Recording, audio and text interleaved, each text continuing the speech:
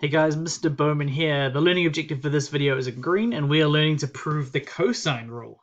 So in the first video, we would have learned how to prove the sine rule. This time we're going to learn how to do that for the cosine rule as well. So first step, let's just draw kind of a random triangle.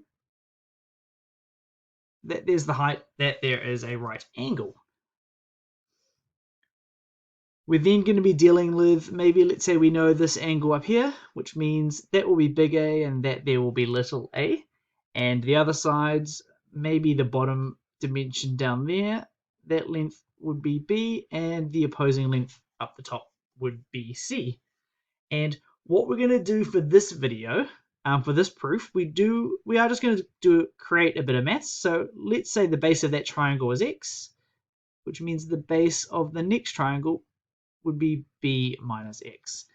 And we're also going to say that the height of this triangle, we're just going to call that H. All right, and from here, we're going to deal with a bit of Pythagoras' theorem. We've got two right angle triangles, one on the left and one on the right. Let's start off with the left. So for this triangle, Pythagoras' theory applies. So a squared plus b squared is equal to c squared.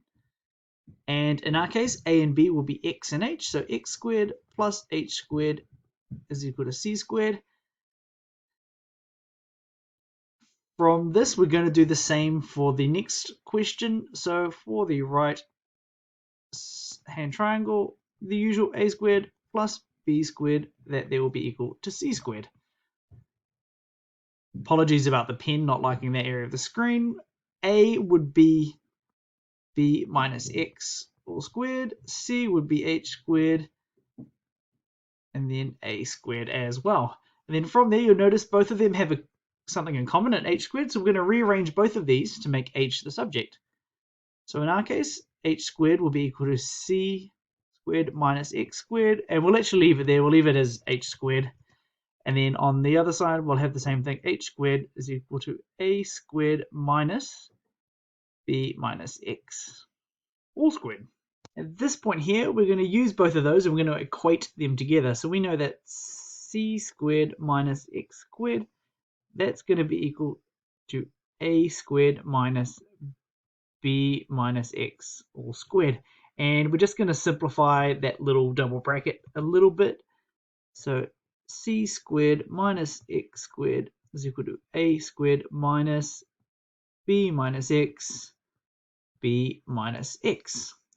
So from there, same deal, c squared is still the same, negative x squared unchanged, a squared, and then we're going to have minus b squared minus bx minus another bx, and then plus x squared.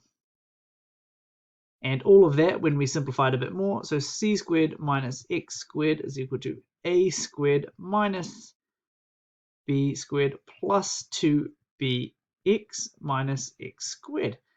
The two x squareds are going to cancel each other out, and that's going to leave c squared is equal to a squared minus b squared plus 2bx.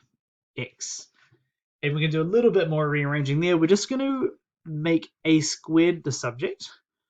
So it means we're going to move all of this to the other side. So that means a squared will be equal to b squared plus c squared minus 2bx. So at this point in time, what I'm going to do is I'm actually going to write down the formula on the left-hand side, just so we can see what we're aiming for. So a squared is equal to b squared plus c squared minus 2bc times cos A.